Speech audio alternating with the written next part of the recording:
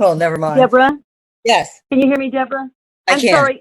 Yeah, that was my mistake. That proclamation got put in twice, but I'm not certain there's going to be someone from the Indian Okay. Heritage.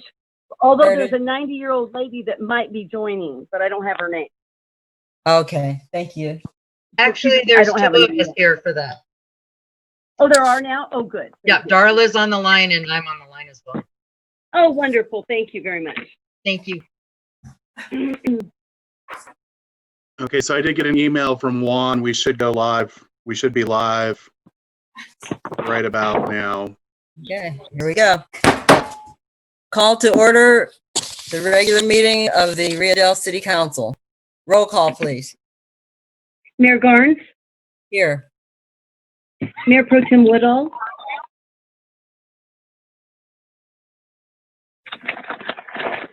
Mayor Pro Tem Woodall, Let's give her a second here. okay.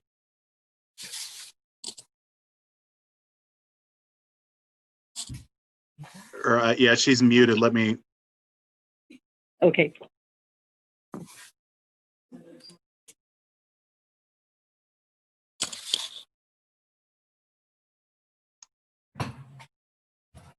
Rosa, can you ask Julie to unmute? She's.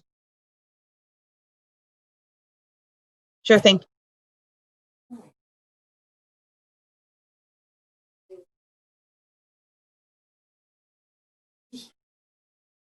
All right, well, we can go back to her. I see her. Okay. She's on here, but it's just not unmuted. Okay, thank you. Councilmember Johnson, Here. Councilmember Strand, Here. Councilmember Wilson, Here. Mayor Pro Tem Woodall. Still muted, apparently. City Manager Knopp, Here. Chief of Police Connor, Here. Finance Director Dillingham, Here. Community Development Director Caldwell, Here. Water Roadway Superintendent Jensen, Here. Wastewater Superintendent Taylor, Here. and City Clerk Dunham is present. Thank you. And let's And I'm let's call for Julie one more time. Mayor Pro Tem Woodall. Am I unmuted? Yes. Now you are. Thank you. Thank you. Okay. Thank you. Now I will say the Pledge of Allegiance.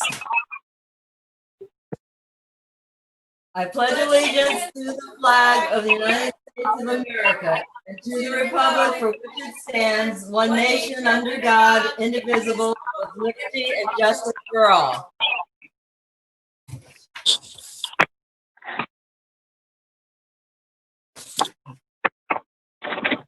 Now I will move on to ceremonial matters. Our first proclamation is for the Great American Smokeout. In recognition of the Great American Smokeout, November 19th, 2020. Whereas the American Cancer Society encourages all tobacco users to join in the Great American Smokeout and quit tobacco at least one day. And whereas smoking remains the leading cause of preventable death in the United States, and whereas tobacco companies are attempting to block the new statewide ban on flavored tobacco that was designed to prevent kids from getting addicted, and whereas local surveys show our retail environment is filled with tobacco products, and even stores with pharmacies providing healthcare services can sell tobacco products, giving a mixed message that tobacco use is safe. And whereas the predominance of tobacco products makes it easy for youth to start smoking and harder for smokers to quit. And whereas there are many free resources to help adults and teenagers quit smoking and vaping. And whereas on Thursday, November 19th, there will be a free Quit Kit giveaway at Eureka Natural Foods on Broadway from noon to 3 p.m.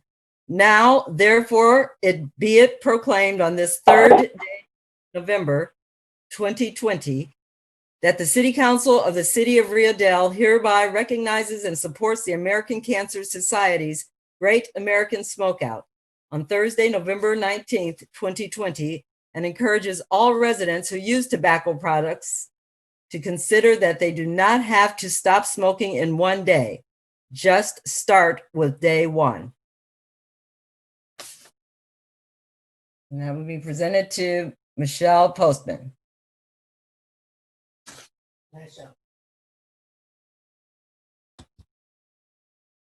And now is I don't know if Michelle Postman was present.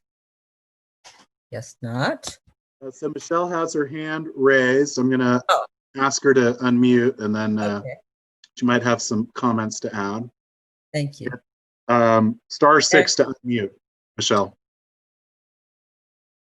Thank you. This is Michelle Postman. We appreciate your patience with the technology, and thank you for having us on this exciting evening. My name, again, is Michelle Postman, and I am part of the Tobacco Education Network. We work to prevent nicotine addiction and exposure to secondhand smoke. And we know that education is important, but it really takes all of us to help people quit and to prevent nicotine addiction. And so, for example, more than 54 cities and counties in California have completely eliminated the sale of flavored tobacco, including menthol, to protect their youth. And I am going to hand this over to Jay McCubry, and we're hoping, this is kind of new technology, I think, for many of us. So we have a youth, Megan, hopefully on the line, and she'll be speaking hopefully less. So I'm going to hand it over to Jay McCubry. Thank you. Thank you, Michelle. Thank you for attending and speaking. Appreciate it. And Jay? Great. I tried *9. That didn't seem to work, but *6 is a go. Great. My name is Jay McCubry. I'm the project director for Tobacco Free North Coast. And as Michelle mentioned, more than 54 cities and counties in California have now passed tobacco retail licensing policies that, along with regulating local tobacco sales, have completely eliminated the sale of flavored tobacco products like e-cigarettes, flavored little cigars. We know that these flavors attract kids and make it easier for kids to start. Of course, it's nearly an epidemic level nationwide, teen vaping. It's these sweet and candy flavored e-cigarettes that get kids started. And the state passed a law just recently, you may have heard, to ban the sale of all flavored tobacco statewide. Well, this made Big Tobacco very angry. And within 3 days, they filed a referendum to overturn the law and also filed a lawsuit against the state of California. But the 54 plus local laws to eliminate flavored tobacco still stand. We can take action now to prevent youth vaping. And I encourage you to check out our website at tobaccofreenorthcoast.org. Thank you. And if Megan is on the line, she has a wonderful story that I will share if she is not able to. She is, I attend. believe she's on the line. And thank you, Jay, for attending and being here for this important proclamation. And Megan, I saw Megan online. I think she's there. Megan, welcome. Hi. Thank you, Mayor and City Council members. My name is Megan. I'm a high school student. Michelle, Jay, and I are part of the Tobacco Education Network. Vaping is an important issue for teenagers in our community. Many of my peers have taken up vaping because they are bored or peer pressured. Many students tend to vape at high school dances because they don't think they're going to get caught. Last year, the smoke from vaping was so thick, it was like there were fog machines everywhere.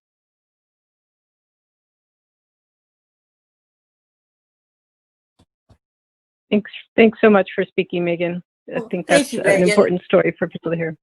Absolutely. We appreciate you being here. And it really, really, I think it's great that a high school student takes the time to come to a city council meeting to make a point to us. Thank you very much. Thank all three of you.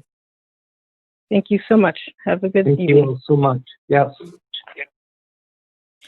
And now we will have, well, it's virtually presented, Virginia, but it is the proclamation for National American Indian Heritage Month. Before I say this, the operator has taken all of the video, all of our ability to show ourselves. So Rosa, if you could undo that. I'm currently trying to fix that. Okay, thank you. So I will virtually present this proclamation now. Proclamation in recognition of National American Indian Heritage Month. Whereas the history and culture of our great nation have been significantly influenced by American Indians and indigenous peoples, and whereas the contributions of American Indians have enhanced the freedom, prosperity, and greatness of America today, and whereas the time has come to stop suppressing the memories of crimes committed against American Indians by seizing and occupying of their land, and whereas historic atrocities committed against the tribes living in Humboldt County are recently coming to light, and whereas American Indian customs and traditions which were once repressed are now respected and celebrated as part of a rich legacy throughout the United States, and whereas Eureka was the first municipality in the United States to unconditionally return land to its original owners, and whereas Native American Awareness Week began in 1976, was expanded by Congress and approved by President George Bush in August 1990, designating the month of November as National American Indian Heritage Month, and whereas in honor of National American Indian Heritage Month community celebrations, as well as cultural, artistic, educational, and historic activities have been planned throughout the nation. Now, therefore, be it proclaimed on this third day of November 2020 that the City Council of the City of Rio Dell does hereby proclaim November as National American Indian Heritage Month in the city, and urge all of our citizens to observe this month with appropriate programs, ceremonies, and activities. Thank you, Virginia, for being here to receive the proclamation. Thank you, Mayor and Council. As you've said, my name is Virginia Howard Mullen. I'm the Regent of the Eel River Valley DAR, and I'm joined tonight also by Darla McGrath, our Registrar of Eel River Valley. The National DAR Indian Committee is dedicated to the continuing education of the history and culture of the American Indian community, as well as the support of the educational and cultural pursuits of its citizens. We thank you for recognizing them during the month of November. Right. Thank you very much. Does Darla wish to say anything? I don't know. I just want to thank Virginia for her comments. They're perfect. Okay, well, thank you, and thank you for being here. Thank you both for being here. Okay. Now, we'll move on to public presentations. This time is for persons who wish to address the council on any matter not on this agenda and over which the council has jurisdiction. As such, a dialogue with council or staff is not intended. Items requiring council action not listed on this agenda may be placed on the next regular agenda for consideration if the council directs, unless a finding is made by at least 2/3 of the council that the item came up after the agenda was posted and is of an urgency nature requiring immediate action. Please limit comments to a maximum of 3 minutes. Are there any public comments? Are there hands raised or emails? Currently, there are no hands raised. Thank you. And I'm assuming there were no emails, City Clerk. So we will move to the Karen, consent. can we? Oh. Karen, can we get you to unmute? Yes, I'm sorry. Yeah, there are no public comments. Thank you. Okay. On to the consent calendar. Are there any items that any council member would like to remove from the consent calendar? I'd like to remove number 2. Okay. Anyone else? Item 1, anyone? Anyone from the public online wishing to remove item 1 as item 2 has already been removed? No? Okay. And Then again, is there? It's star 9 to raise your hand, and then the mayor will know to call on you.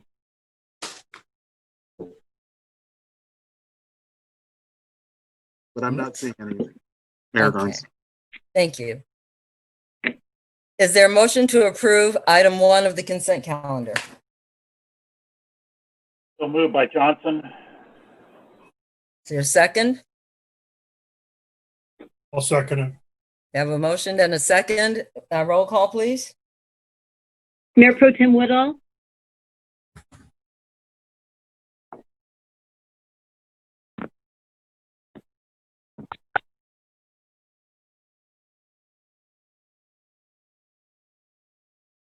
Mayor Pro Tem Woodall, I'm abstaining. abstain, thank you. Councilmember Johnson, Yes. Councilmember Strand, Yes. Councilmember Wilson, Yes. Mayor Garnes. Yes, motion carries 4-1 with Councilmember Woodall abstaining. Councilmember Strawn.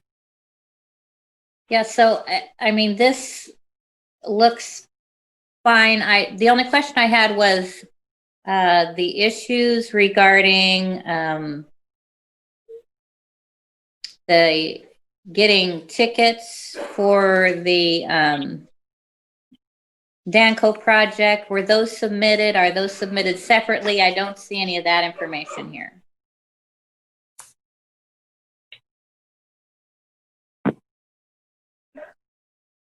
I think we can submit those separately. Yeah, I want to be sure that those are submitted because they are taken into account and added to their surveys. So all those things that we discussed, I want to be sure those are added to this.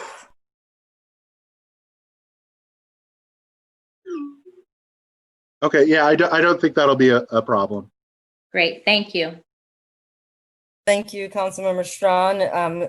Are there any other statements, comments, or questions regarding item 2?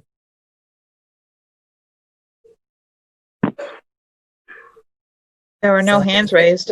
Thank you. So is No there a public motion? comment. Thank you. So is there a motion to approve item 2 on the consent calendar? I'll make the motion. We have a motion. Is there a second? I'll second. I have a motion and a second. Roll call, please. Mayor Pro Tem Woodall, Yes. Councilmember Johnson, Yes. Councilmember Strand, Yes. Councilmember Wilson, Yes. Mayor Garnes. Yes. Motion carries 5-0. Report staff communications, city manager staff update, page 21. City manager. Thank you, Mayor Garnes. So the highlight for this week was, for me anyways, was the submission of a grant application for an energy resiliency project at City Hall. So it would essentially be a grant-funded project up to $300,000 for a microgrid. It would really just involve the City Hall building, installing solar panels, battery backup, and hopefully having the ability to baseline run City Hall minus heating and air conditioning, we would still be able to run the phones and computers and whatnot with the police department and regular city hall. So we're hoping to hear back soon on this because there is a quick turnaround on this, potentially by the end of the year. So that was good. And we are working with Mercer Fraser, our contractor on the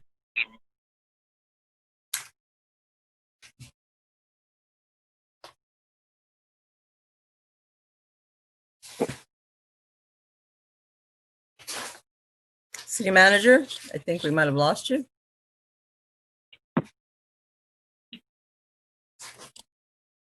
I'm sorry, can you guys hear me? I can hear you now. Yes. Okay, I don't know where I cut out at, but Mercer Fraser. okay, so Mercer Fraser, we're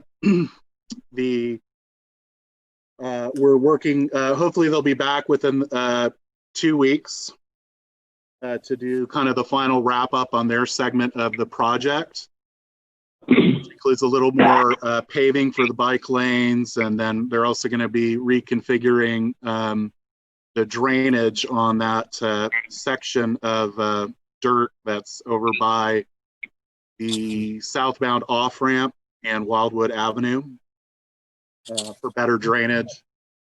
I've been talking with Randy about how to execute that, and also some other just random cleanups that they need to perform at the margins of the project. And then the other kind of exciting part is the sidewalk work, which we have the contractor also scheduled, the subcontractor scheduled to come back and do some additional sidewalk repairs and ADA improvements on the section that is on Davis Street, on the north side of Davis Street, that we are basically have all the written agreements that we need, or we're very close to getting all the written agreements that we need with the property owners there to do some improvements there on those sidewalks. So that's really great news because the ATP project came in, under budget, so we were able to utilize these funds to do that additional sidewalk work. In addition, I'm hoping that we can also do a couple little spot repairs on the sidewalks on Wildwood. Nothing major, but they're just some bad sections that are obviously only going to get worse. And so those will hopefully be cleaned up. We have been working on the mural discussion with the mural ad hoc. We are expecting a bill from the city of Fortuna here shortly for the regional slurry seal project that we'd like to turn around quickly and get Fortuna the money that they need. And that about sums it up. There should be also, there is work currently undergoing on the median island maintenance. That should be wrapped up by tomorrow. If not, it should be done completely by Thursday morning. And yeah, that's about it. So I'll return it to the council if there's any other questions or comments to the staff. And then we also, Chief Connor's been very busy with the homicide trial in Rio Dell up at the courthouse in Eureka. And so the police report for this session was emailed back on Monday. So with that, I'll return it to Mayor Garnes. Thank you, City Manager. Council, are there any questions? Councilmember Strawn? Yes, so number one, regarding those police reports, are you putting a copy of that? Is that going in with these minutes? Or is it being just for future reference so that we have it in writing somewhere what's happening? Yeah, we can Yes, put it. Yes, it is, Councilmember Strand. Great, thank you, Karen. Also, I see you met with River Bluff Cottages. I didn't get a heads up on that. I still would like to be on those sessions. Yeah, so so they will be rescheduling. The meetings were happening on Thursdays, and I discussed with them the need to make sure that we made it available for Chief Connor to attend the meetings. The chief's schedule didn't really work with the current schedule, so they're working on finding a time where they can get together at a time that works for the chief. And will I be able to attend? Yes. Thank you. Is that it? That is all I have. Thank you. Councilmember Mayor Pro Tem Woodall? Yes, I have a question for the city manager. I asked you about, you gave me an update on the community service officer, but I was wondering if you could also give all of us an update and anybody that might be listening to the meeting on where we are with that. Yeah, so Jeff has wrapped up the background, so now I think we're just in the final required stages. So that's a health screening, and then once that's completed, then we're free to begin. Thank you. And I also have a question for our community development director, Kevin. Is Kevin still on? Yes, I am.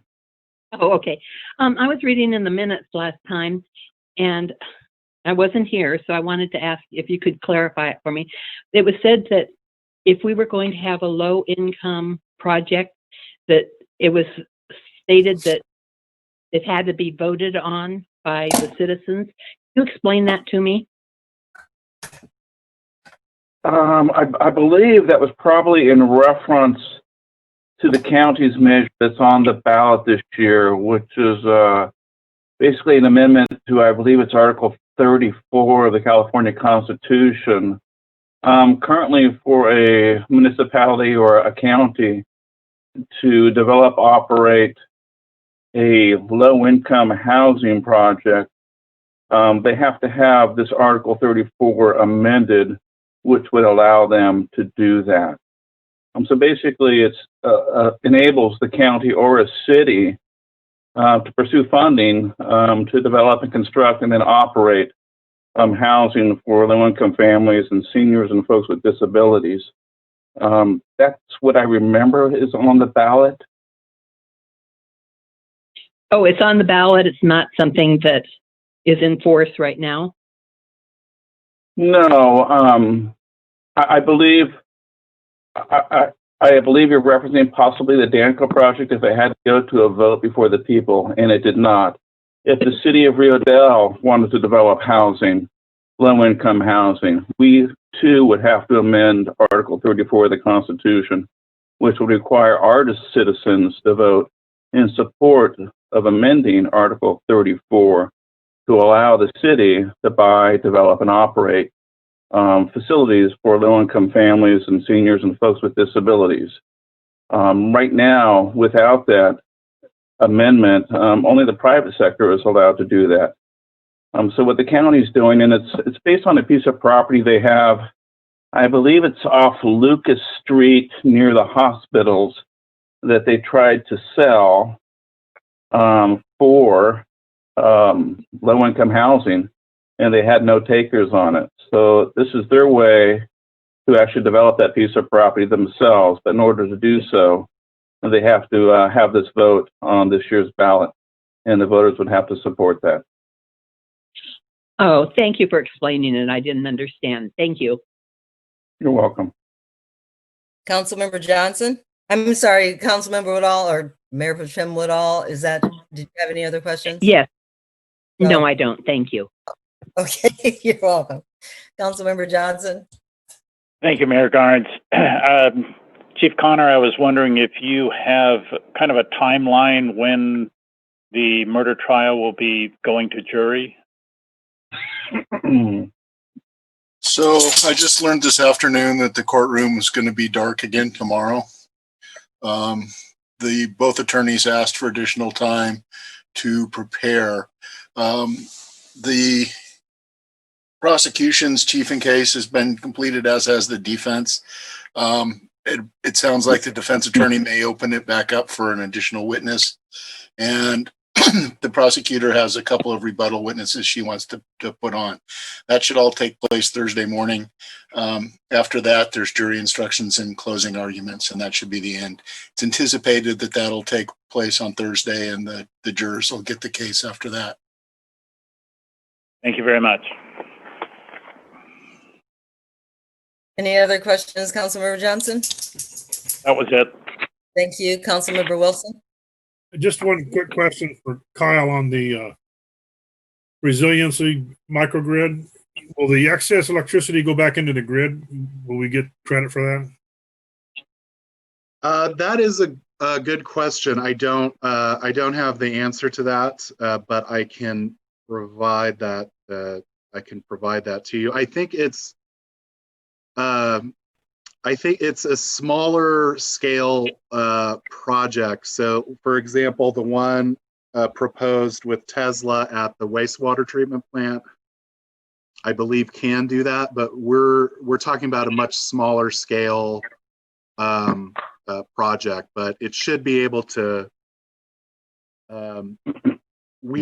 So part of the problem is the City Hall electrical interface is dated and would need a pretty significant update. So there are some complications there, but I can provide that information for you later. All right, thank you. I think that's all I have. Thank you. Thank you, City Manager, and thank you, staff, for your updates. Now we are on to receive and file the fiscal year 2019. Yes. Oh, I'm sorry. Is there any... I'm sorry. I Go did ahead. have a public comment about the staff report. I'm sorry. I forgot that step. Go for it, please. Stephen Sharon Wolf would just like to know if the city is going to continue testing the wastewater influent for COVID to monitor for community spread of the virus. So the answer to that is yes, we are projected to do that through December. We are providing that information to public health. And so the interpretation of that data really should be handled through public health, because they have multiple factors that they calculate into that. So, but yeah, we have funding available ultimately from the federal government to conduct the tests through December. Thank you. Thank you. Are there any other public comments? There are no hands raised. Thank you. Any other emails, Karen? No further. No more. Thank you, and thanks for stopping me. I'm sorry. No, I'm thanking you. So now we will move on to receive and file the fiscal year 2019-2020 annual financial report. City Manager and Cheryl Dillingham. So I'll go ahead and just hand this over to Cheryl. Okay, this is Cheryl Dillingham, the City Finance Director. And hopefully my connection stays stable because I'm watching my bars go up and down. But so basically this is a report on the financial performance of the city for last fiscal year. It goes through, and I believe it's fairly self-explanatory, so I'm just going to hit on the high point. It starts with the summary, which basically shows that overall the revenues exceeded expenses by $1.2 million. And then it goes through and kind of gives an overview of the revenues by fund. The only funds that didn't do better than budget were the streets funds, and I'll talk about those a little bit more later, and the building fund, which is basically because it was front loaded on fees for the Danco project. The expenditures were under budget, and that contributed to the positive change in fund balances. The table at the bottom corner of page 1 shows all of the funds with their ending fund balances, so that we had an ending total fund balance of almost 7.7 million. And then we go into the general fund, and the general fund basically ended the year, well, okay. At the end of the fiscal year, the general fund revenues were 31% above budgetary estimates, and that was primarily due to higher cannabis revenue and sales tax. And there was a change at the state level in how they were distributing sales tax, both the Measure J, U, and the retail sales tax, Bradley Burns.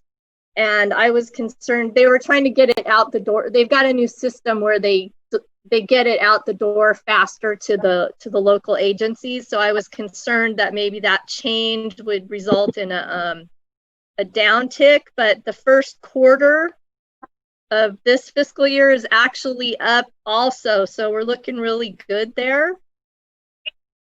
And then, so the revenues were 366,000 more than budgeted. And then we go through the expenditures, which were about 300,000 lower than budgeted. And that was primarily due to capital projects that weren't completed and savings in the police department. The overall fund balance increased, and at the time of the budget development, we had projected a balance of 1.73 million. The actual ending balance was 417,000 larger than that estimate. So that means we have that much more than what we originally thought when we started the 2021 budget. Then you go into streets. Streets, unfortunately, this goes to show how much better the city of Rio Dell is doing than the state, because the gas tax and all of the money that goes into the streets funds is collected mostly statewide and countywide and then allocated back to the city based on population and other formulas. And all of those were down except for RSVP. Fortunately, our expenditures were slightly down. You can look, if you go to page 3 at the top, it shows that the streets revenues were still slightly higher than the prior year, but they were lower than what we had budgeted. And we did end up with the actual fund balances, even with all of that, going up ever so slightly in the streets funds. And then we go into the enterprise funds. The sewer fund basically the revenues were 137 higher than budgeted, and the expenses were 187,000 lower than budgeted, which resulted in a fund balance that was higher by about 8%, or 135,000 than what we had anticipated. And the savings there were primarily in the expenses due to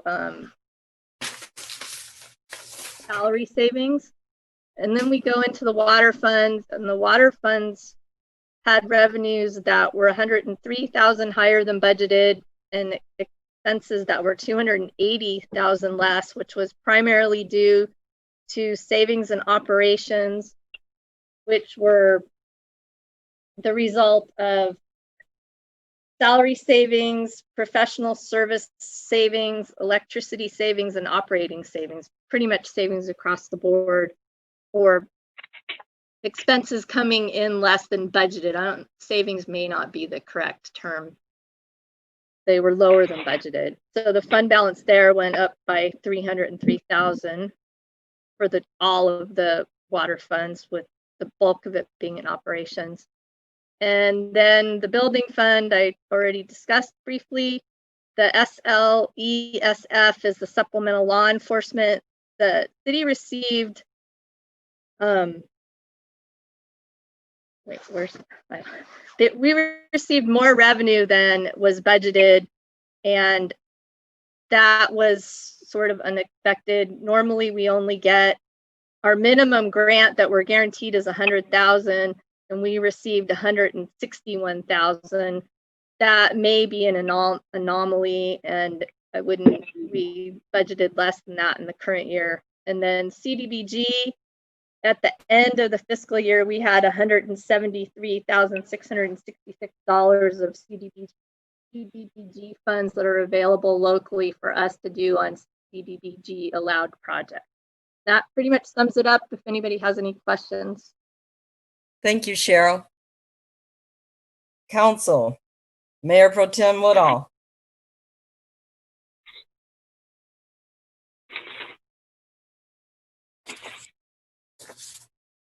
Okay, so Julie, when you unmute, we'll bring you back in. Councilmember Wilson. Yes, I had a couple questions, Cheryl. You said that the general fund was, I think that's which one it was under because of some capital expenditures didn't get spent. Are those going to get rolled over into next year's capital? They were rolled forward, and when I calculated that beginning fund balance, I had anticipated that they wouldn't be spent. So that increase in fund balance is really, I don't know if I want to call it true, but they're already rebudgeted in the current year budget, and I had thought that I had adjusted the beginning fund balance to reflect that. So this is more savings than that. Okay, that was my question. So the savings that we're getting is actually the savings that is a true savings. It's not I don't know what the right term would be, like an accrual type thing, but it's you've already accounted for it is what I'm asking. Yeah, and savings, I think I want to stop using savings. We spent less. Okay, and the other question was on you said the sewer funds were down because we spent less because of the electricity cost was less. That was water. Water had lower electricity costs. Okay, because the sewer we had to adjust. Last meeting we had to add some money, 50-some thousand to the sewer budget because they overspent compared to budget. Yeah, and if I said sewer, I misspoke. So basically, in last year's budget, the amount budgeted for electricity and sewer was under, and the amount budgeted for electricity and water was over. All right, I think that answers my question. Thank you. Thank you. Councilmember Johnson. Thank you, Mayor Garnes. Just a couple observations. Our total reserves of $7 2/3 million certainly sets us up well and kind of unique in our county as far as having the healthiest reserves of any city our size. And from that, I'll draw a second conclusion, and that is it sets us up extremely well to have some capital projects. And I look forward to that. Thank you. That's all. Thank you. Councilmember Strawn. Yeah, thanks, Cheryl. This report is informative, and I appreciate the layout of it.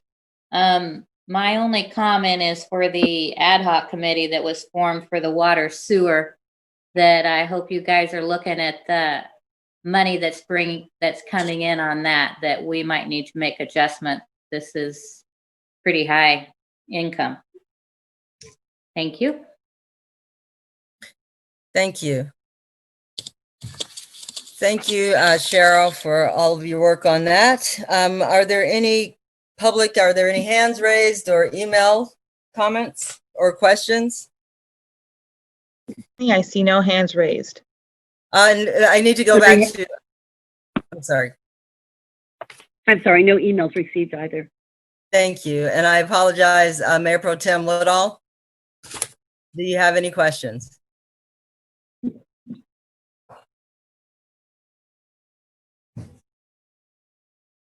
I'm hearing none. I am having a terrible problem with this tonight. No, I have no questions. Things are looking good. Thank you.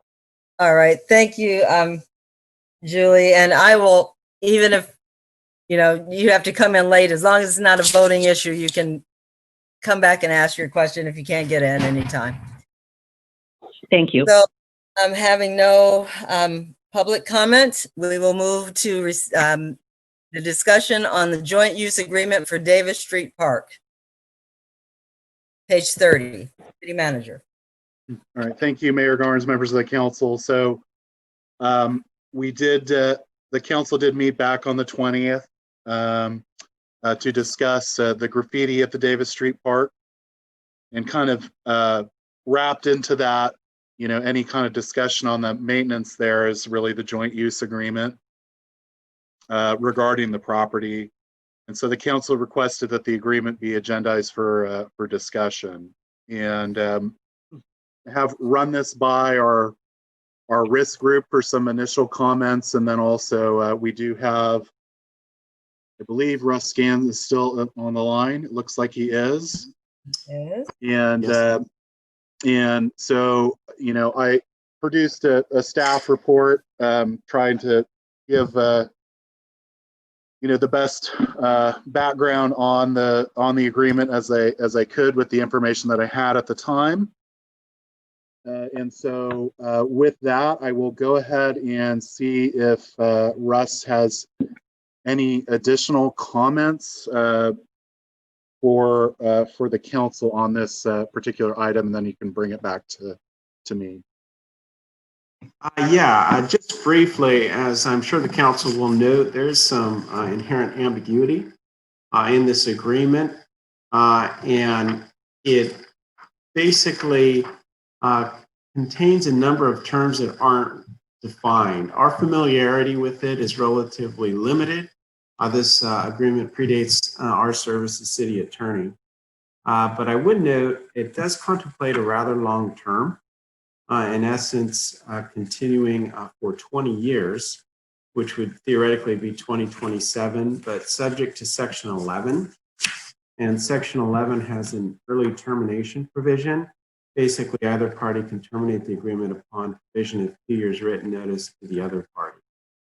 So regardless what direction the council may want to take with this agreement, you should be mindful of that termination provision. And if some clarity is needed with the district at this point in terms of what the respective obligations are between the city and the district, bear in mind that if any impasse is reached, there's always the option of invoking that termination notice provision in Section 11. So unless there are any questions from the council or Kyle, I'll stand by and listen to the council. Thank you. If I could just jump in there also and just say a couple other comments. I think some questions had been raised as to the, you know, the signature authority of the district and whether that was, you know, a proper signatory to the agreement. I don't know if that is true, but that was raised by a staff member as to whether the, you know, the person listed as the president had the signature authority for that document. You know, there is some due diligence that the school district needs to do that only the school district can do as a property owner. In discussing with our risk group, you know, it was really, they made it pretty clear that that a property owner really has a non-delegable responsibility to maintain their property. And so so that, you know, would be something we would encourage the school district to look into.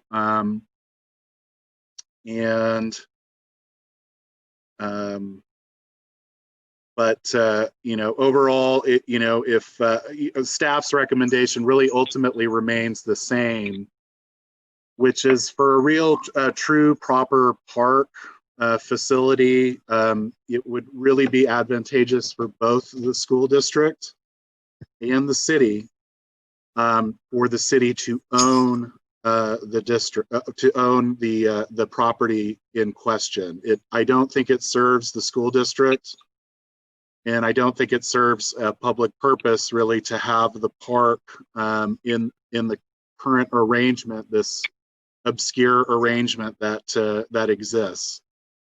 And so with that, I'll just return it to the council. Thank you, City Manager, and thank you, Russ, for being here tonight and explaining things. And I will open this up for a discussion with the council. I will say my opinion that I don't see any reason for this agreement to continue. It's very vague, and they have now fenced off the entirety of the school property with the exception of Davis Street Park. So we can't even get to the fields without, some extra step to mow the fields that we the city have been doing for some time. So I agree with the city manager. I mean, as far as owning the property, but if that's not the case, then I see no reason for us to continue this agreement. So now I will go on to Mayor Pro Tem Woodall. Am I on now? Yes, you are. Oh, surprise. I agree. Right now it isn't much of a park.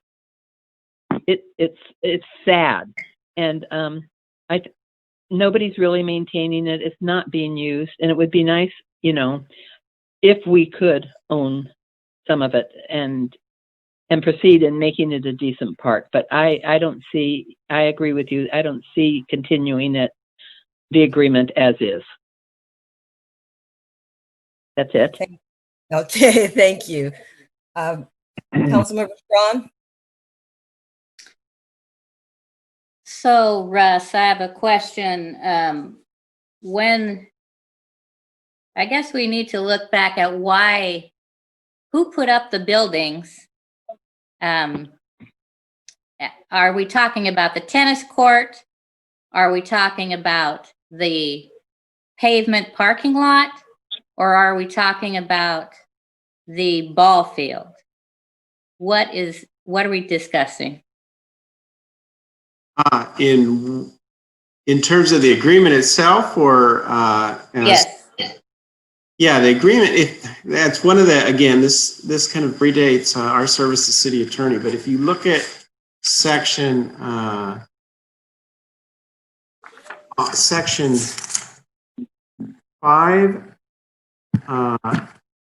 I in Ivan of the agreement, and actually section 5B as well, that recites obligation, should be obligations plural, of city.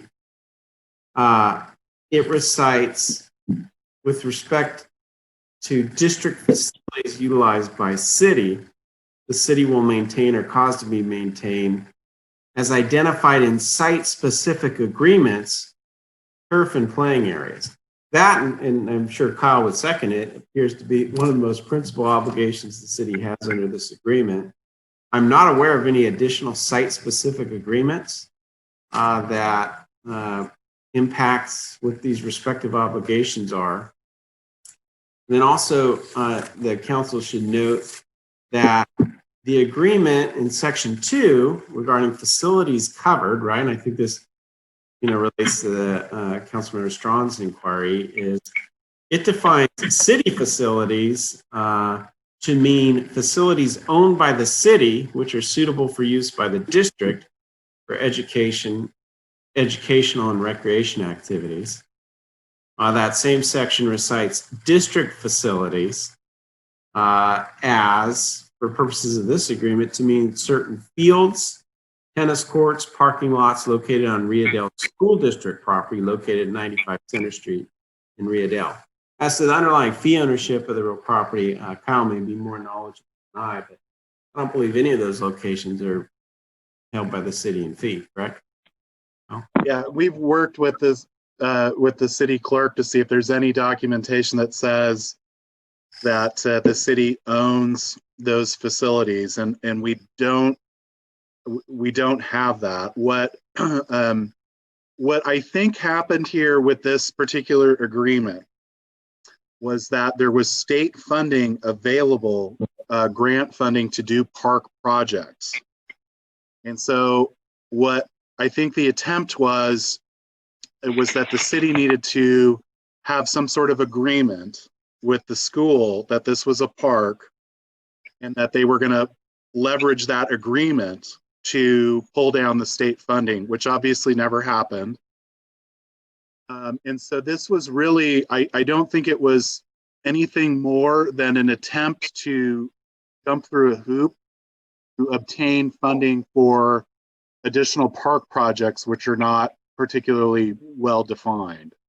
And I think that's part of the problem. It's not, there's no overall plan for the park. That attempts in the past in the construction of the tennis courts were kind of opportunistic. There was grant funding available. And so when the tennis courts were constructed using the grant funding, that the restrictions or the requirements that the state put out were far less stringent.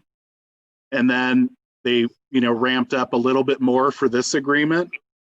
And then, but now today, I don't think that any of this would really fly well at all with the state, considering how competitive all the grant funding is, and that and so this really gets back to the need for the city to own and control the property for liability purposes, for the ownership of a public park, because this agreement also kind of says that the park's not open to the public when school's in session, 180 days a year between 8 a.m. and 4 p.m. And that's, not technically a public park. And so, so I think these are just kind of the complications. They were trying to jump through a hoop and obtain and pull down the funding to construct something. It never happened, and part of the agreement also says that school district can terminate the property, the agreement with 2 years notice, and then force the deconstruction of anything that's constructed there. So nobody giving out grant money, whether it's the state or a private foundation, would allow a third party entity to deconstruct something that they constructed. So that really just gets back to the need for the city to own a parkland property, to control the investments there, to have a comprehensive plan for what the park is going to do, if it's going to serve seniors, if it's going to serve kids, if it's what facilities are going to be provided there. And that's part of the problem here, is we just don't have that here. Yeah, and I don't think the school is interested in selling the city the property. I don't think that's on the table. And I want to make it really clear that it's not the school asking these questions, it's me. There seems to be so much problems with that area. And I just think we need to iron it out. And if we need a new agreement, the school is not interested in selling that property. We've approached them already about that, and they said no. And but the kids are the ones who's losing, and the city. We did get grant funding. We put in that tennis court, right? We got the grant funding through the city and put the court in. And as far as the buildings on the ballpark, was that also a grant? So my understanding of that, and Karen has a much more history on this. A lot of the public projects in this community historically have been kind of just community projects, not necessarily centrally organized. And so our understanding is that, it was really kind of just a group of citizens who got together and constructed the Little League facilities. And that was just the kind of the way that things happened back then. Okay. And so there may be agreements that the school district has for those two buildings. We're just not aware of them, and we wouldn't have a right to. It's the school district ultimately, and that's part of the concern I have just for the school district is there is a liability there ultimately as the property owner, and so that if they were aware of that.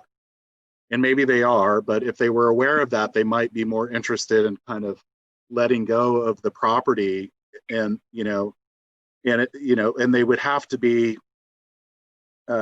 compensated for the property. It cannot just be gifted.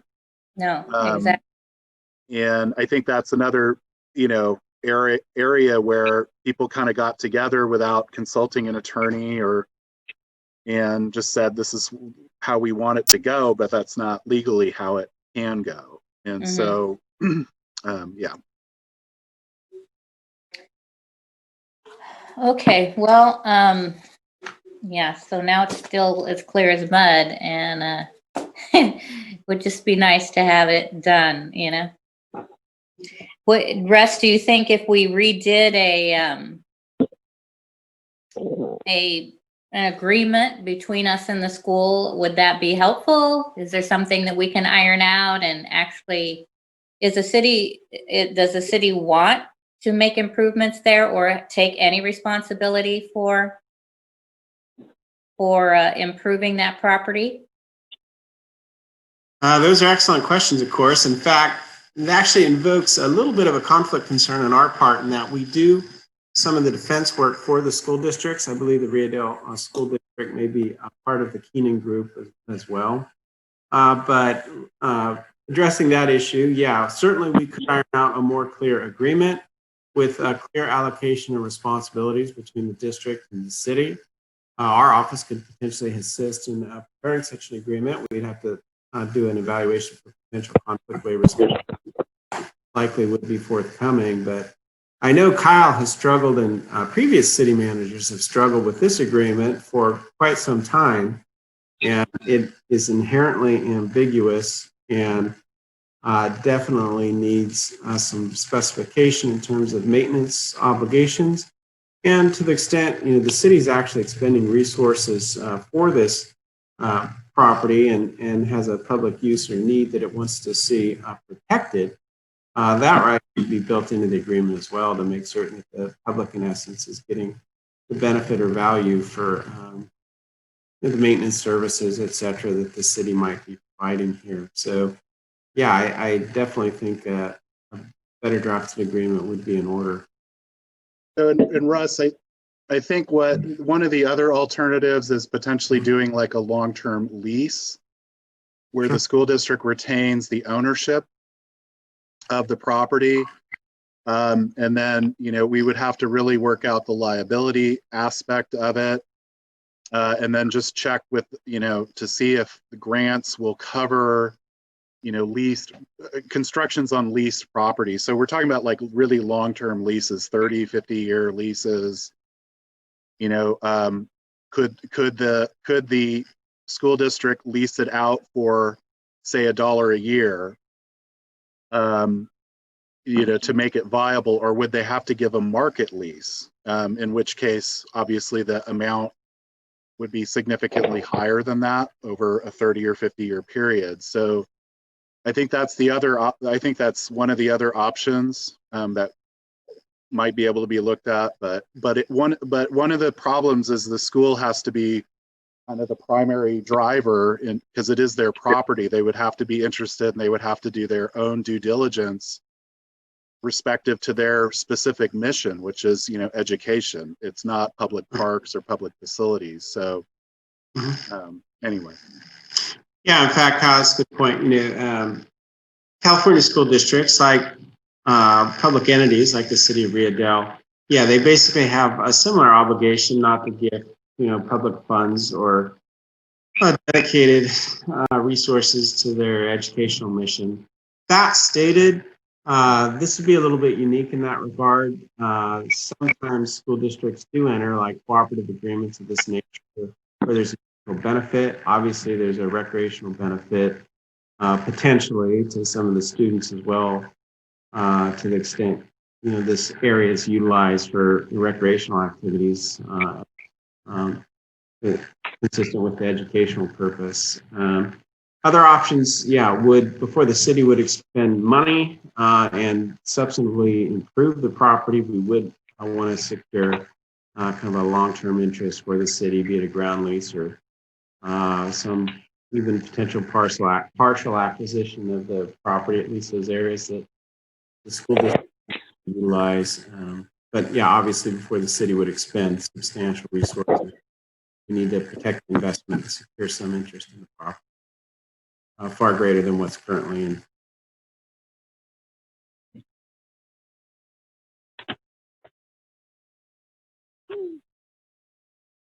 Do you have anything else, Councilmember Strawn?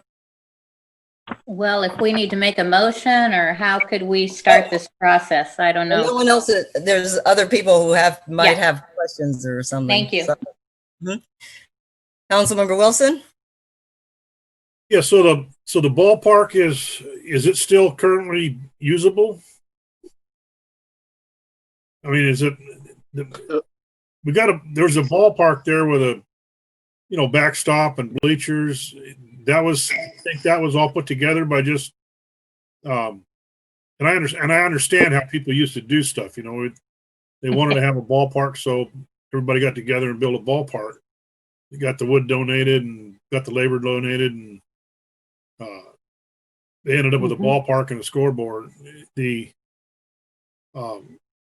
last time that it got fixed up, it was run down, and then Nick Angeloff, his boy was of an age to go play ball, so he went down there and started putting this thing back to life, is my understanding, and it carried on with other people playing, youth playing sports. Are they still using it if it wasn't for the pandemic? I think they moved to Fortuna. No, we used it. My grandson used it, not COVID, not the year before, but the year before that. I know we were at games there. Little League was still using it then. I don't know if they still are or not. They were using it the year before, this last year before. Yes. Before the pandemic, they were using it. My grandkids played there, or my grandson did. So is it still usable, or is it still something that, as Councilmember Strand mentioned, what I hate to see is that you lose out if there's a ball field being alternated between the way they kind of, there were some games in Fortuna, some in Ferndale, some here in Rio Dell. And the same thing with the tennis court. I know people go down there and play tennis as a recreation, and I hate to see that go away just because of the things we're talking about. So I don't know the answer to this. I know this is how things get created, and then the legalistic side comes in and it does this. But I also know that they don't want to sell the property. So that's I'm pretty solid on that information. Yeah, my understanding is that the Little League is no longer using the facilities there. I don't know when that happened. Our last interaction with it was that we got complaints that there was a lot of dog waste at the park, or excuse me, at the ball field, that people were using it because it is fenced in, so you can kind of let your dog run there and not have it get away, or have another dog come in and cause problems. In response to that, we did put up a sign or two, stating no dogs allowed. I don't know if that sign is still up, but subsequent to that, somebody put up a lock, and I believe it would have been somebody with the school district. So we don't have a key to that, and so the city does not have access to maintain the ball field. And just one other caveat to that too was, I don't know the Little League season but terribly well, but the beginning of it, typically the ground itself is very wet, and so it's very hard to maintain or to get back into working condition at the very beginning of the season. Our equipment has real difficulty there, and it's so the drainage would need some work and whatnot. So it was always kind of a little bit of a struggle to get that ballpark each year mowed and maintained, while we're also have other obligations to conduct water, wastewater, and streets, and our own grounds to maintain. So so that's my understanding. And Randy, if he's on the line, might have more to add. Am I muted? No, we can hear you. No. So as of a day before yesterday, or I guess possibly, Friday, it may have been, we did finally receive a key to the lock to get access there. We have made a few phone calls to the school about getting that key so we can get the equipment in there. Although with the solar panel system and all that stuff, we still have to go and investigate how we're actually going to get in there. So that has not happened yet. For the most part, the ball field was used for a dog playground and whatnot. And since then, we did put the signs up. I don't know if the sign is still there or not. We do have one extra one that we did not put up at the time to do as a backup. But maintenance-wise, has not been touched in quite some time.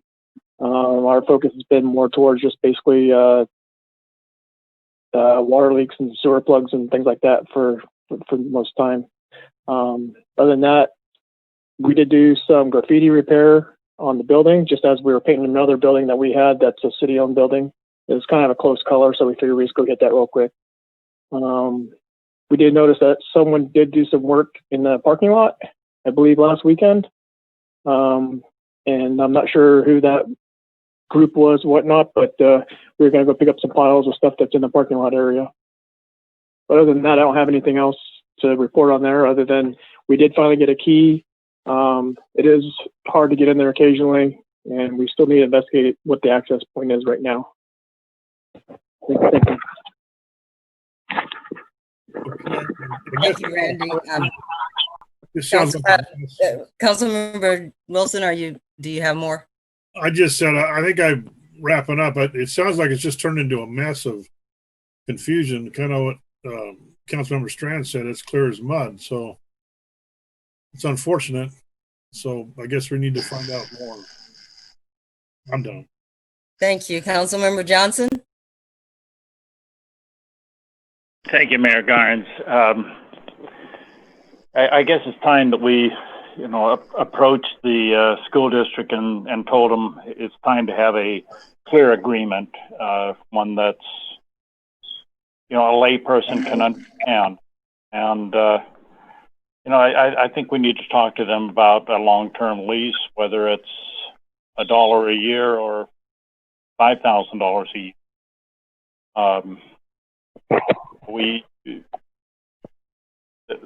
There's a lot of ground there that's not being utilized to any extent. And in the past, we've talked about, a soccer field. We've talked about a dog park. We've talked about, skating facility. There's been a lot of talk, and I guess we need to have that conversation now with the school district and see if they're willing to do a lease. I mean, it sounds like a sale is out of the question, but we don't need to own it.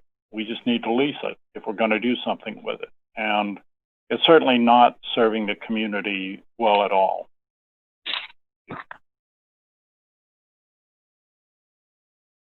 Are you done, Councilmember Johnson? I'm done. Okay, thank you. I understand what everyone's position is. I think that leasing, if they don't want to do if the school district doesn't want to do anything, if they don't want to take care of it and they just don't want to sell it, that makes no sense. And to my mind, it makes no sense for the city to lease it and build it up. And the city, while we would get, the citizens of the city will have somewhere to go. And if we wanted to build a community center, for example, because there's a lot of land, we still wouldn't own the land. From my viewpoint, I would push the school district to either maintain it properly, which it is their responsibility, or sell the land if they don't want to maintain the land. I mean, that's just like doing business. And then that would give the city owns so very little land, like a strip here and a strip there. So we can't ever do anything to build something or a community center or a skate park or a dog park or all those things that are mentioned. We can't because we don't have the land. So now, rather than buying the land from an owner who does not want to care for the land, they want us to care for the land. It just makes no sense. So to lease the land, I mean, for $1, I guess it's $1, but for $5,000, let's say, that just makes no sense because it still does not belong to the city. How we use it, what we put on it, still would not belong to us because it is not our property. And I don't understand why they don't want to sell it if they don't want to maintain it. And I think that would be the conversation I would like to have with them. This hard line, we won't sell it. It makes no sense to me. But, that's a conversation, selling, leasing. I think it's a conversation that, yes, I agree that we should have. But this particular agreement that we are in right now, I think we should get out of because it is doing, neither party is getting anything out of this. We're just going over and getting nowhere. So yeah, I want to make it clear, Deborah, that I don't think maybe I misrepresented them. They do also do some maintenance on that. I think the city, between the school and the city, they've sort of worked it out, and whenever it's needed done, the school has also done some maintenance there, and it's not that they're saying they don't want to do maintenance. That's not it at all. I'm just trying to figure out whose responsibility is it. Let's get it in black and white. Let's see, what does the city want to do and what does the school want to do? And let's get an agreement between us that's workable and hopefully the kids win in the end, that they're not going to lose out on this. So that's where I'm coming from. I'm sorry if I misrepresented. The school is willing to take their responsibility. Absolutely. Can I make another comment there, Mayor? Sure. I believe Randy said somebody did some work in the parking lot and cleaned something up, or did that they? It sounds as though there's somebody in the community that's taken an effort to do some work down there. I would suspect it might have to do with the tennis court, but there's some community members that I know previously when there was some vandalism done, I believe on the wind barriers or some stuff on the tennis court years ago, they showed up in the council meeting the people that were using it for tennis, and the city worked out fixing whatever was damaged at the tennis court. So there are other community members that are interested in that should be considered. Does anyone know why they're so adamant about not selling it? Does anyone know that answer? I'm pretty positive they don't want to sell it as of the last time. I mean, but why? I don't think they can sell it. I think don't know there's- the particulars. I think someone needs to meet with the superintendent and find out what's going on. So, Can I chime in, Mayor? Yes. Barnes? Sure. So I think the group that did the cleaning was the church group that staff has been working with to see if we can do kind of some partnering on these type of projects. I did mention it to him that the park did need some TLC, and I got kind of a obscure voicemail that I don't know who it came from, saying that they had done the maintenance there. So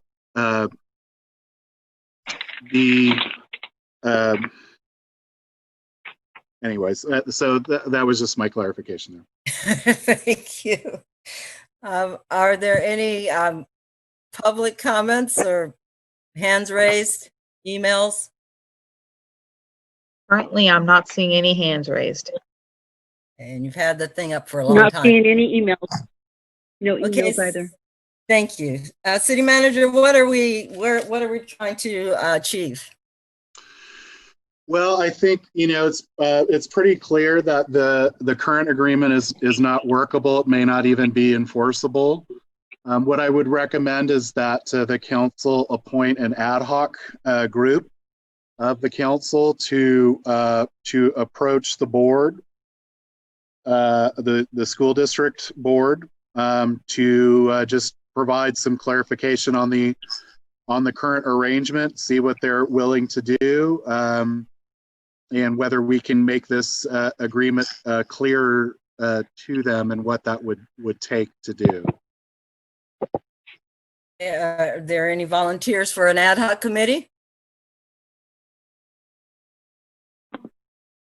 Well, I'd be willing to do that, although my daughter's on school board. I don't know if I can do that, but. That sounds like it would be a conflict. And I also have a conflict. My wife's on school board, so I would have a conflict of interest, I think. There. And I just don't like school things.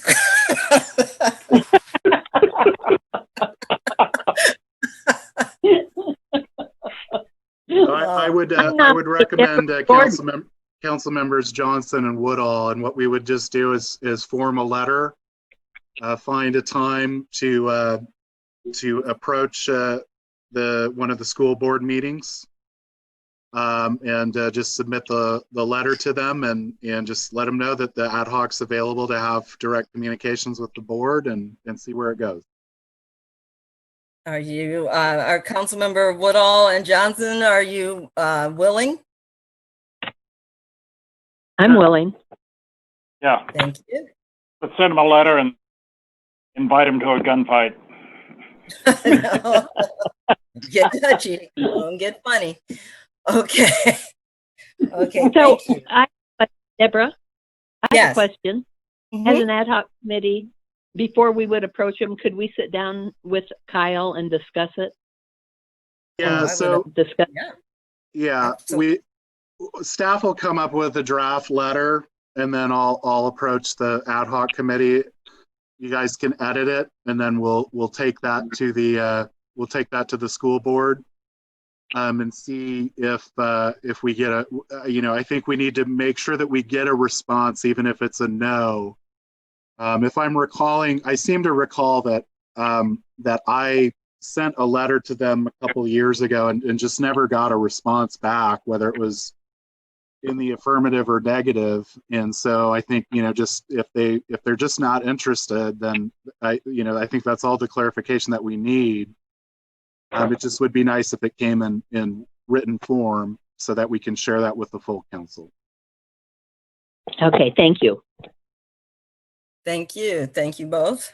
And so I think that then brings that item to a close for the evening. And we will move on to the 2019 to 2027 housing element. Community Development Mayor Director. Garn. Thank you very much, Mayor Garnes, member of the council. This item starts on page 41 of your packet. As the council is aware, we have been working on the housing element for a number of years. We were fortunate to have HCD provide some funding to retain PlaceWorks out of Folsom, California, to help us complete the housing element. They actually helped the city of Arcata complete theirs as well. We had two very, very good staff members from PlaceWorks. I believe it was Cynthia Walsh and Jennifer Gastelum. And I hope that one of the two of them are on the line tonight to answer any questions you may have. I did provide your council with a copy of the draft housing element roughly a month ago, so I hope that you have all had a chance to look it over. I did request yesterday that if any of your council members did have any questions, to please let me know. I did not get any questions. I did get a response from Council Member Johnson indicating that he read it and thought it was a very well done report. With that, I'm going to try to make this really brief. Basically, there's four elements to the housing element. It's the housing needs assessment, the evaluation of constraints to housing, the identification of potential housing sites, and then a program strategy to address those needs. As the council is aware, RENA is the Regional Housing Needs Allocation number that were assigned and approved by HCD. Table 28 on page 53 of the housing element, which is page 103 of your packet, identifies those RENA numbers. For the fifth and sixth cycle, we were required to provide 32 housing sites for very low and low income housing units. We were fortunate to have the Danco project come to town. They provided 25 of the 32 housing needs, so we have 7 remaining. We were charged with providing capacity for 13 moderate housing sites and 37 above moderate housing sites. Those are in fact our biggest needs at this moment, is the above moderate and the moderate housing needs, which is somewhat surprising, but it's actually good for us. We do have capacity to provide those additional housing sites, which also is good news for us. The housing element is critical for the city to obtain all sorts of funding. And once we get this approved, we would be eligible for a number of funding opportunities, of course, including the CDBG grant monies, SB1 grant monies, SB2 grant monies. All in all, I think it's very well put together housing element. We are doing nothing more or nothing less than what the state requires. It does meet the state's requirements. The draft housing element was approved by the state, and that approval letter is included as attachment 3 in your staff report. We did circulate a negative declaration of environmental impact regarding the housing element. We basically received no comments other than a comment from the local from the Native American Heritage Commission to make sure we reached out to the local tribe, which we did, which was the Wiat tribe and Ted Hernandez, and they had no comments on it. We are under a tight deadline. This does have to be certified by the end of the year by the state. With that, I would ask if there are any questions. Hopefully I can answer them. If there are not, I would recommend that your council adopts resolution 1467-20-20, approving the housing element and directing staff to forward the housing element to the Department of Housing and Community Development. Thank you. Thank you, Community Director Caldwell.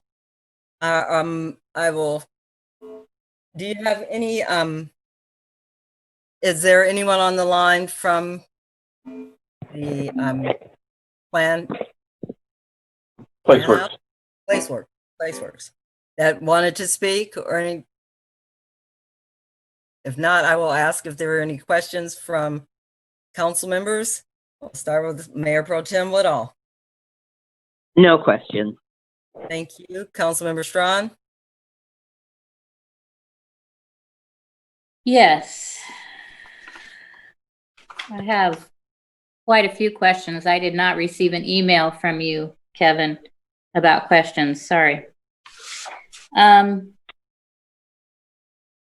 Okay, so how often do we do these? It depends. Some jurisdictions do them every 5 years, some jurisdictions do them every 8 years, and then some have to do them every 4 years.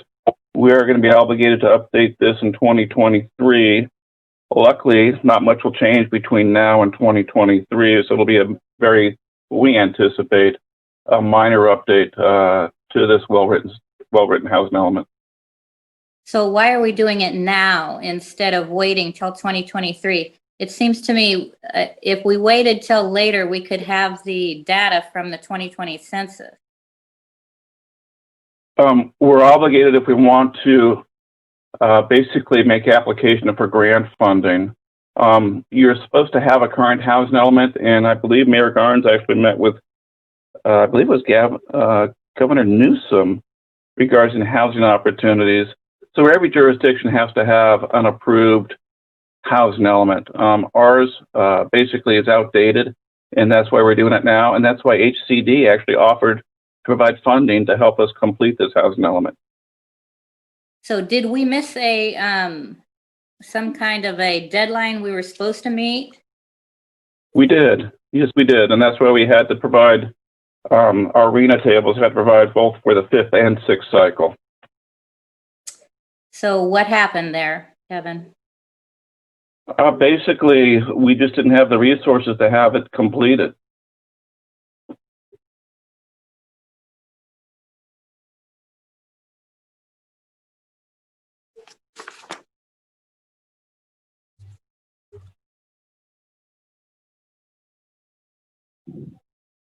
When I go through this and look at this housing element, I have like a million questions. Was there any reason that we couldn't have a workshop with the Planning Commission to go over this in detail?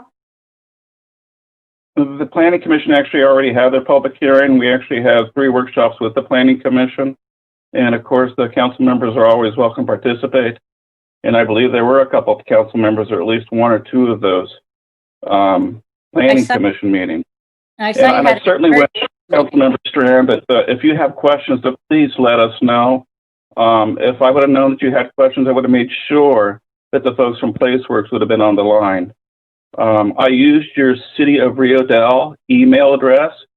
It did not get kicked back, so I assume it was sent to you. Apparently, you just did not check it. Once again, it is so critical to let us know if you have questions before the meeting, so we have the ability to do some research and have the opportunity to answer your questions. Well, I'm sure you'll be able to answer them. You put this together, right? Excuse me? You put this together, right? I mean, you know what it says. No. PlaceWorks put it together. You've read it? Absolutely. Okay. So let's begin on page 55. Housing goals, policies, and programs. So Councilmember 55 of the housing element or 55 of the packet? Okay, hang on, Kevin. Kevin, hang on for a minute. Councilmember Strawn, hang on for a minute. Yeah, sure. Okay, I'm going to, I'm pretty sure I can do this. I'm going to ask you to hold on for a second. Sure. Jump to Councilmember Wilson to ask if he has any questions. Just to see if you have a million questions too. I don't have a million questions. I do have questions, but okay. It seems like I participated, and maybe I'm one of them that went to the public. The Planning Commission. Planning Commission. I don't know. Some of this stuff where it talks about the amount of affordable housing and the things that we were required. I remember having those conversations, but particularly when I remodeled the apartment, my property, about because that put one more of the moderate housing elements in place, and then also the discussion with the whether it was in council meeting or the Planning Commission about the Danco project, bringing the low income up, just about fulfilling those requirements. my mind's a little sketchy on some of this, but I know there's a lot of information in here that they got somewhere. And I guess that was Placeworks that figured out the ethnic breakdown in our community and how all that and all of that came. This is Cynthia. Can anyone hear me? Yes. Yes.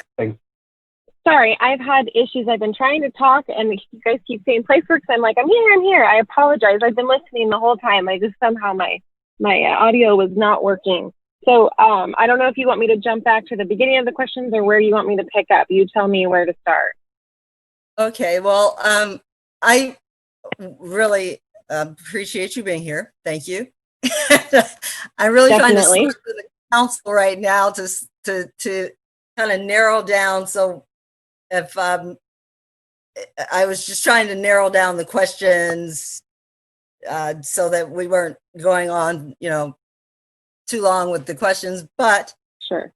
If Councilmember Wilson, if you can go ahead and then because I think Councilmember Strawn has quite a few questions, so I just thought we'd get to the.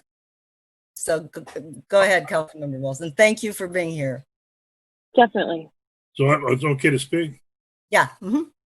Okay, I don't have a lot of questions. I will say that it's a very well put together report, and what I've read through of it,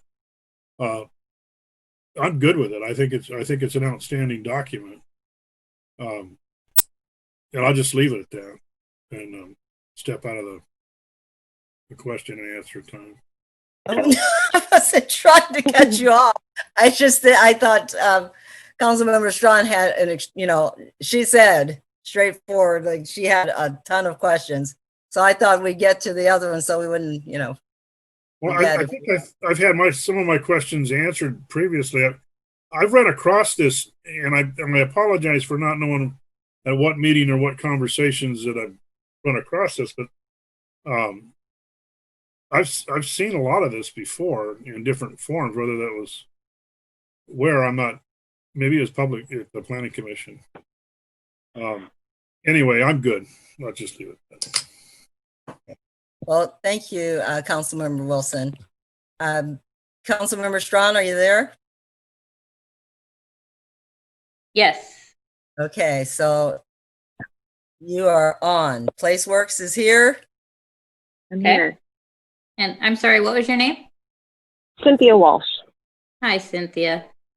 Hi. So I have some questions. So I don't know if these are going to be general questions for you or if Kevin can answer, whatever.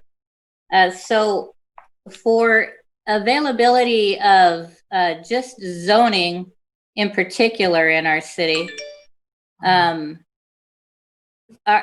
we have specific areas zoned for low income, specific areas zoned for multiple family, or are they all in one zone? So the way that HCD looks at affordability when it's just looking at parcels of land, they look at the density. So they look at parcels that allow for higher density are going to accommodate lower income households. So until it's an actual project, they just tie density to affordability. So we went through and we looked at the different zones and the allowable density, and we tied those to affordability. They're not required to develop as that. That's just what we are doing as part of this land exercise. So is Rio Dell zoned? Do we have to have specific zone areas? Or does it just matter for land mass for this purpose? You do have specific zoning already on the ground, which we relied on. We didn't change zoning on anything as part of this effort. Okay. And it always refers back to the general plan, the land use element, the housing element. So these three units are all coagulating together, or they're all matching. Yes, the housing element is one of the elements of the general plan, correct. And so as I go down and read, I'm looking at oh boy, I guess it'd be page 5 of your report. And there's been certain policies removed, like A6 has been removed. And then we go down to A9, provide capacity for city staff to respond to and apply for federal and state loans and grants. So is that the responsibility of just the staff? Can they on their own go out and do that? Or does it have to be approved by elected officials? Most, Kevin, correct me if I'm wrong, but most grant funding, like I'm assuming the SB2 application came to council before it was submitted. I believe that would be the process. Correct, it did. Yes, so I suppose I would like on A9 and anywhere that has something like that, that as directed by city council added to that. Just That's so actually inherent in state requirement. Excuse me? That's inherent in state requirement. Basically, these state applications for SB2, for example, requires a resolution of your council to make application. Correct. So what happened on Danco when that came through and we didn't know about that until way later? The Danco was not actually proposed by the city of Rio Dell. That was a private developer utilizing grant funds and tax credits to build that project. So this report in front of us has nothing to do with a private investor. No, this report doesn't have anything to do with actual development. This is just planning for if the development was to come forward. The city does have the appropriate zoning and general plan designation on the ground for those developments. It's not for actual projects. Okay. So then your conclusions at the end. Oh boy, let me go through this before I get there.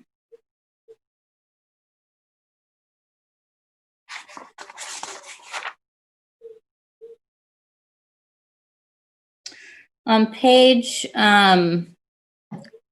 so 62, well, let's see, wait a minute. Yeah, so here we talked about your density bonus on page 10. So your zoning amendments, as I went down that list of a zoning amendments starting on page 9. So you're just listing out different types of housing. Is that correct? On action B2? Yes, correct. So these are all amendments that will need to be made at a later date to your zoning ordinance in order to comply with state law. So these are all state law requirements, and these are just the actions that the city will need to take to comply with state law. Okay.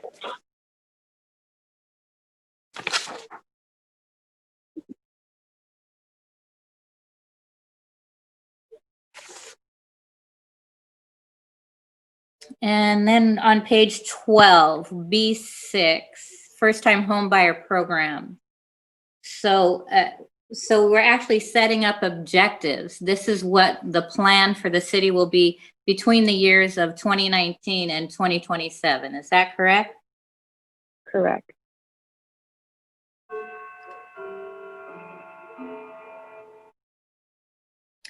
And actually, if I'm... Yeah, go ahead. I apologize. Actually, the first time homebuyers program was a topic of discussion at the Planning Commission, and they were certainly supportive of reestablishing that program for our community members. And writing an objective in, I mean, that's the goal, right? If we don't meet it or if we exceed it, that's no issues, right? Correct. Every year we're required to provide an annual progress report to HCD that basically says the type of progress we're making with our action program. Okay. Okay. Page 13, D1, maintain an inventory of affordable housing sites. And then in the middle of that first paragraph, it has the city will continue to allow lot consolidation as a ministerial process and when financially feasible. What does that mean?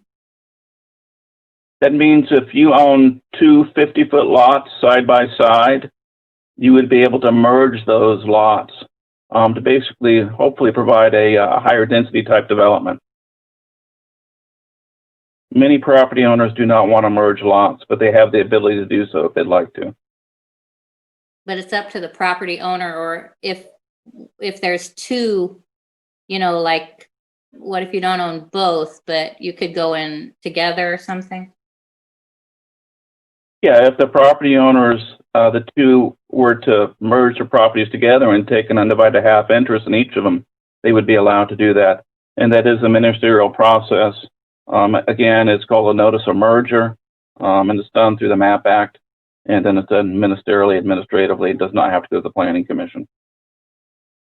Okay. So then when we go to page 15, the review of previous programs, so you're just going through and listing. So the density bonus, that's been done, right? I mean, it looks like it was 2014 completed. So, Councilmember Strawn, are these questions that you can submit to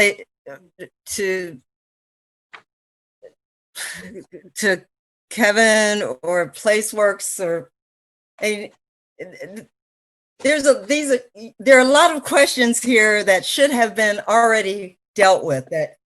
I mean, we got this housing element a while back, and it was in our packet on Friday. So you still had Monday and today. And I mean, is this going to go on like forever? because Well, I these have are some questions. I mean, this is, if I have questions, maybe the other citizens in our community have questions. So are the hands to raised? answer your, sorry. The density bonus provisions were codified in 2014. Okay. It's ridiculous. Excuse me? Yeah, so anyway, the previous programs, starting on page 65 of the packet, page 15 of the housing element, that basically shows us what we've done in the past and where we are with those programs. As you can see, as you flip through the pages, most all of them have been completed. Yes. Yes, and on 23, there's a note under implementation status that the 26 unit supporting housing unit project scheduled to be constructed in the near future. So Danco, the numbers for Danco have been taken into this consideration. Those numbers are already in these numbers, right? I mean, this says it's still in the near future to be constructed, but that's. Yeah, those numbers are in there, and that's identified on page or table 28 when we talked about the RENA table. And those they actually provided 25 of the 26 units are very low to low income housing units. Okay.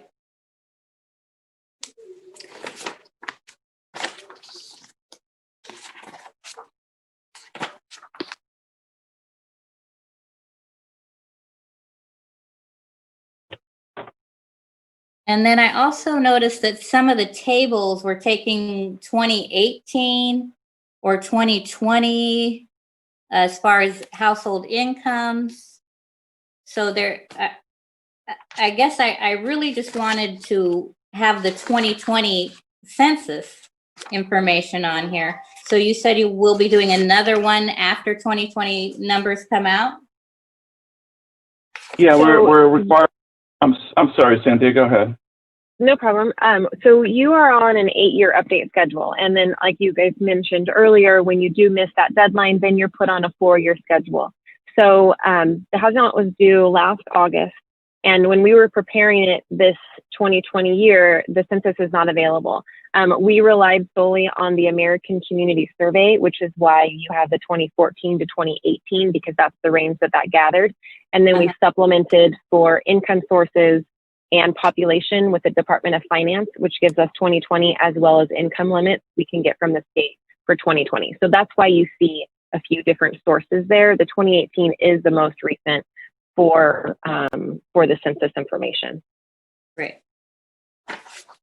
Okay. Well, I thought I had another thing, but I can't find it. So that's it for now. Thank you. Thank you.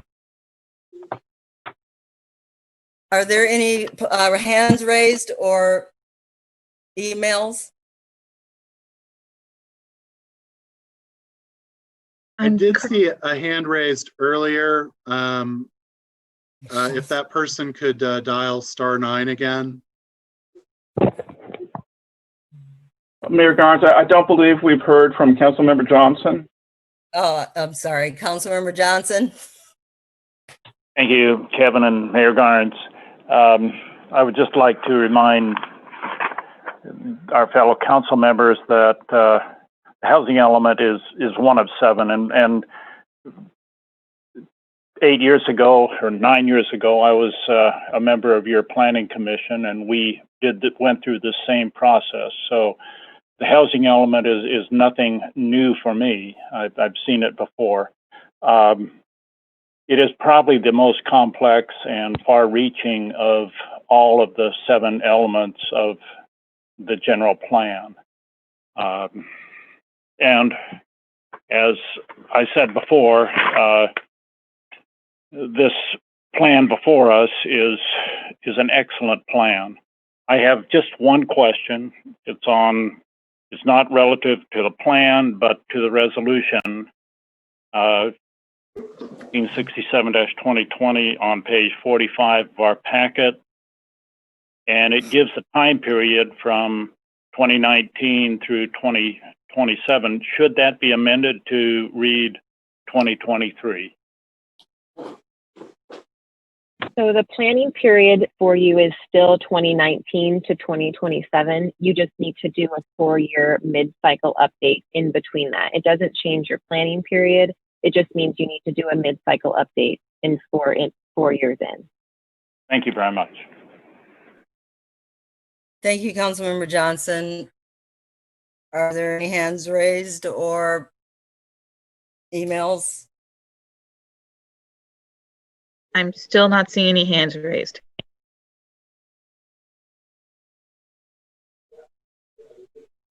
Okay.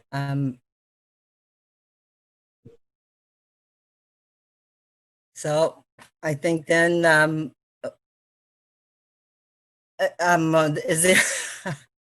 is there a motion then to adopt resolution number 1467-2020, approving the 2019-2027 housing element and directing staff to forward it to the Department of Housing and Community Development for certification? So moved by Johnson. Second by Woodall. We have a motion and a second. Roll call, please.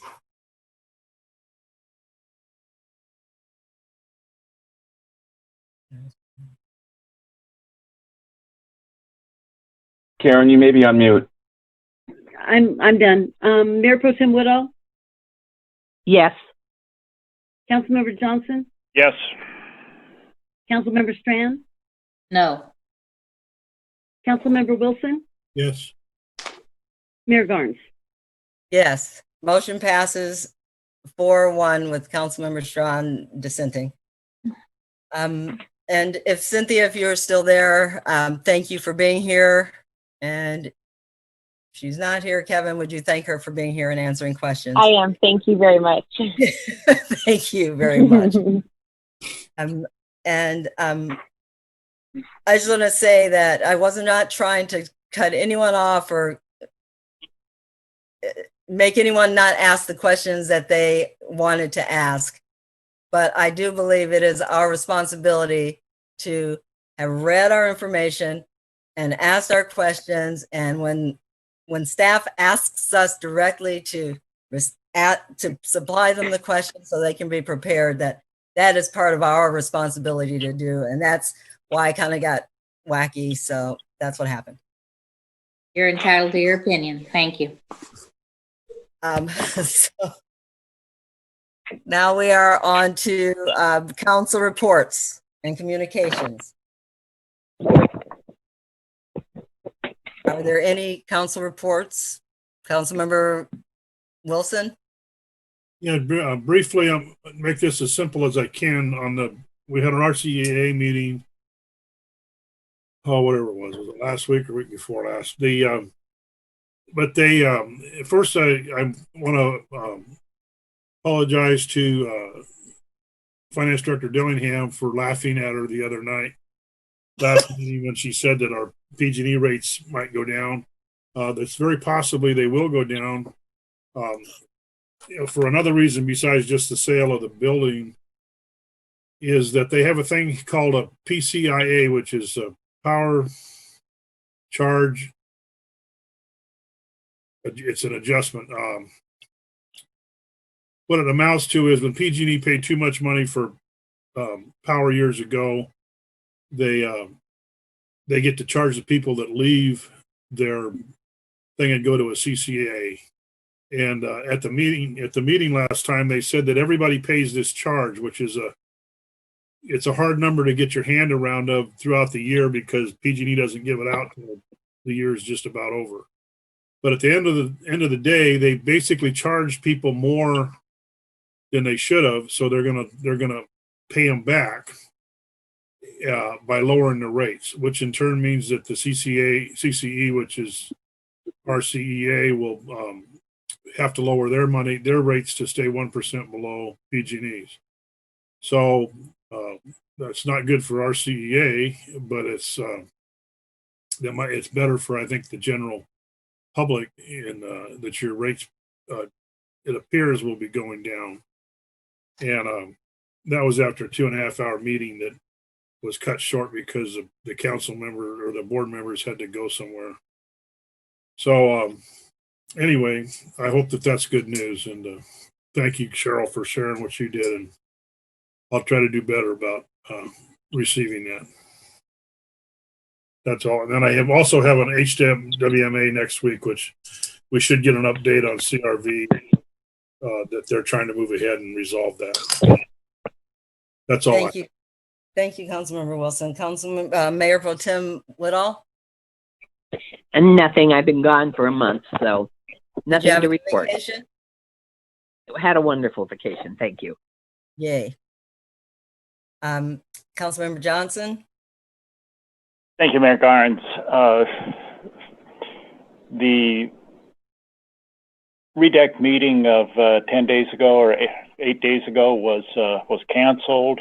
I'd like to take this opportunity to congratulate Councilmember Wilson on his reelection and Amanda Carter on her election to City Council. Thank you. And you also, Gordon. I didn't know if he was finished yet, so I didn't want to say anything and cut him off. But and I was also going to offer congratulations to Amanda and Frank and Gordon. Yay. Yay. You just don't even know. I'm so happy. So I'm so happy for you all. So Councilmember Strawn, do you have any report? No, the hazmat meeting was canceled and the HCOG meeting was also canceled. So nothing to report. Thank you. We had the League of Cities had a special meeting last night with the Office of Emergency Services, the sheriffs, the National Guard, everyone just in the emergency world, the fire departments, to let us know that if there is any unrest or anything tonight or in the following week, that they are ready. They are, if the cities need anything, any of our cities need anything, that they are ready to help. They are ready to be a presence, and they are also ready if some weird thing happens and for example, we need generators for lights, that they would be able to supply generators. So that was just because there's been the elections today and so much unrest has civil unrest seems like it was bubbling up. So the state just wanted us to know, the state, the OES, like I said, National Guard, everyone, that they are ready to stand by any city that needs any assistance if there is any kind of unrest. And they will be available throughout the week. And they even gave out their personal numbers, personal cell phone numbers, because they want to be that on point if need be. So, and that is my report. Congratulations to everyone. And is there a motion to adjourn? So moved by Johnson. I'll second it. Motion carried. Good night, everyone. Good night.